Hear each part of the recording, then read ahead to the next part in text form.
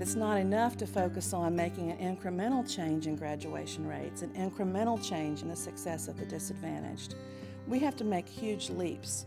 I think we need to have more conversations about education, about learning, about community, and the value of encouraging excellence.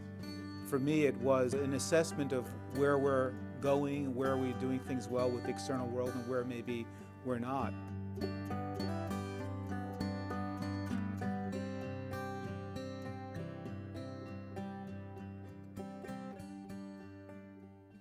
Okay, let's start, and tell me 2 skills that you have used in running groups. I think the most important thing I do as a moderator is listen to what people are saying, and try to then do some of these other things, add clarity, make connections. I think the training process is excellent, and it's an important thing to do. I think this is engaging people across the spectrum of the college and beyond in a joint endeavor. So I think this is a great first step. Keep discussion moving. That is one of the prime responsibilities of a moderator, to keep the discussion moving. Knowing that you're going to get the guidance before you step your foot into the water makes you feel a lot more secure that when you do get there, you'll have the correct training behind you. And we've invited you here tonight because we want to hear what you think we can all do to better serve our students.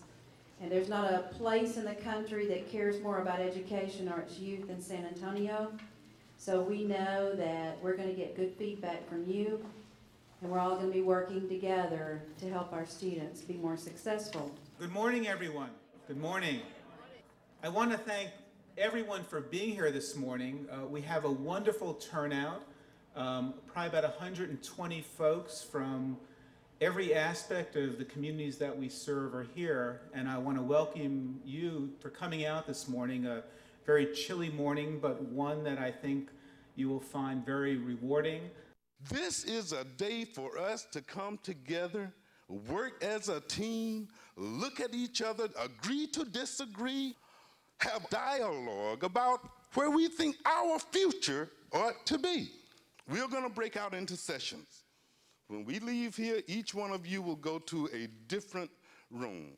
You will get a chance to have this honest dialogue that we have come here and came through all of this weather just to have our chance to have our say. I think it was a very good way to start a community gathering, because it's easier to break the ice over food as opposed to just throwing us into session and discussion. You know, it was very relaxed, and people got to pre-discuss some of the things that we were going to talk about in the smaller groups. In talking to these people in the initial breakfast, you begin to look at the areas they're coming from, and you know that this is going to be a rich conversation. My name is Jackie Gorman Johnson, and I am going to be the moderator for this evening. We can disagree with ideas and concepts, but we don't disagree with each other. And so if we can keep that spirit of collegiality going while we're doing this, we will get so much more accomplished. Welcome to our small group discussion, part of our community conversation about achieving the dream. I'm Sonia Ahuja, and I will be your moderator. And as you introduce yourself, just give us an idea, give us your name and your role, and some idea of what brought you here to this conversation. Mary Peniston. I work for the superintendent of Norwalk Public Schools. I'm Monique Bongards. My son is a student here. I've taken some classes here. My name is Robert Lamont. I am a professor here at Norwalk Community College. It's always good to have a conversation on how to improve what we try to achieve here in Norwalk and at the community, and that's why I'm here today. My name is Ari Disraeli. I am an alumni of this wonderful institution. It gave me a lot of advantages and opportunities, and I like to give back to it. The first thing we're going to do is watch a video, and that's kind of a conversation starter video. And in that video, we are going to look at 3 approaches. And as you are watching the video, I would ask that you try to identify which one is going to be your favorite approach, because that's what we're going to use to start the conversation. Success is what counts. A community conversation to help all community college students achieve. Approach 1. Make sure students are ready to do college-level work. Approach 2, help students deal with the pressures in their lives. Approach 3, ensure a rigorous and engaging academic experience.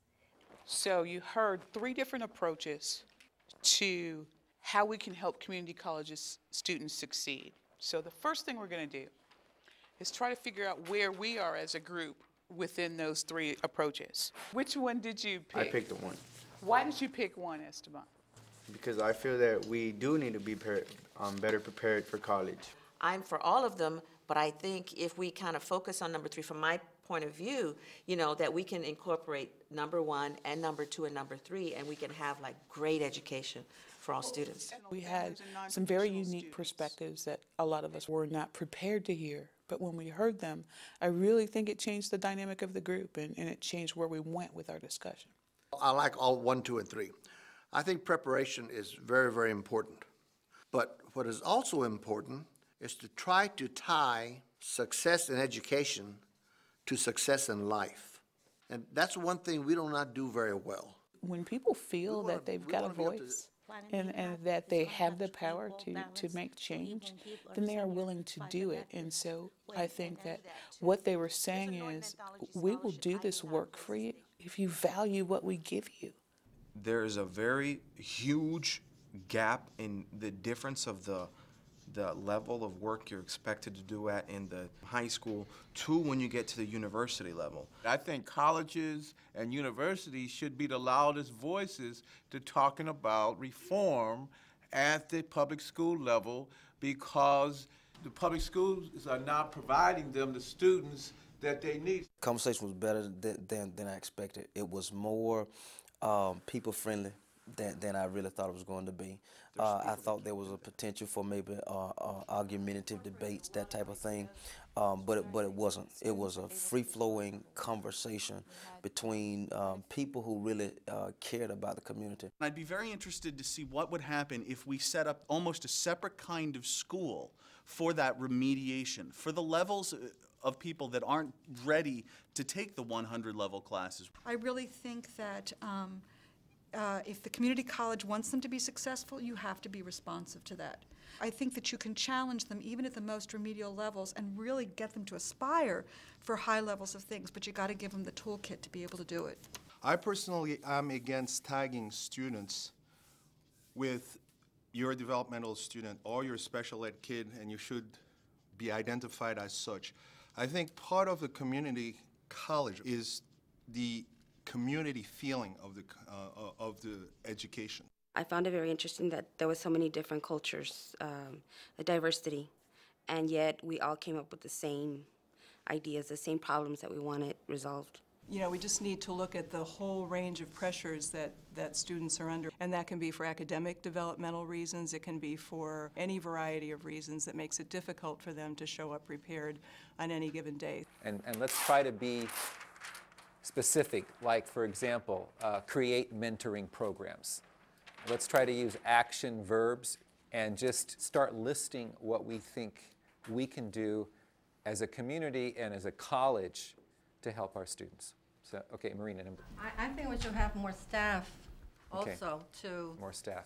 According to the population of the students that we have. We don't have enough Hispanics. So I think student focus groups so that they can tell us, you know, within the college what some of their needs are. This was very helpful today. I think there needs to be, I don't like the word outreach necessarily, but there needs to be something occurring in those communities that lets people understand what the asset is here.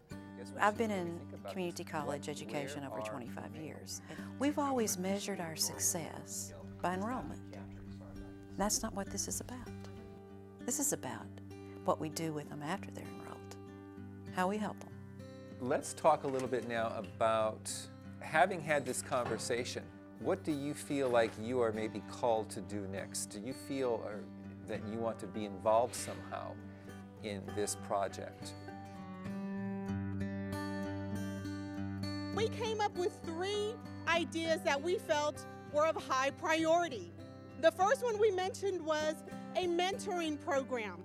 We could have high school students mentoring elementary school students, college students mentoring high school students, community leaders mentoring college students. Our questions and concerns. Do high school teachers make college sound hard? We did have 2 college students in our group, so they gave great input. While certainly there were comments shared that are critical comments, they were shared because of the public agenda choice work framework we were given in a really positive way. So I was really pleased with that. It did not degenerate into some sort of a gripe session or negative event at all. People were excited about actually getting involved in these things in terms of mentoring, in terms of alums wanting to write letters, getting students involved civically, taking part in community boards, and having a conversation like this totally takes you outside the box.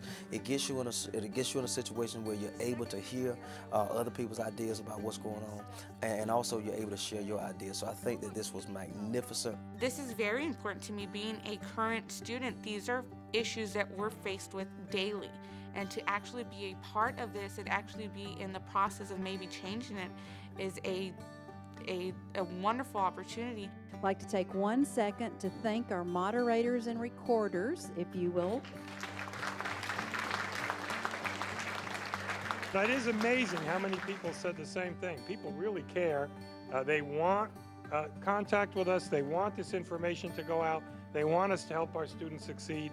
And I'm very encouraged by that. But I want to thank the people for coming, because the people are what matter, and they really came through for us tonight. Thank you. So I want to thank everyone again for being here today. This is the beginning of what will be a series of engagements and conversations. Please keep in touch, and we will certainly keep in touch with you. Thank you so much.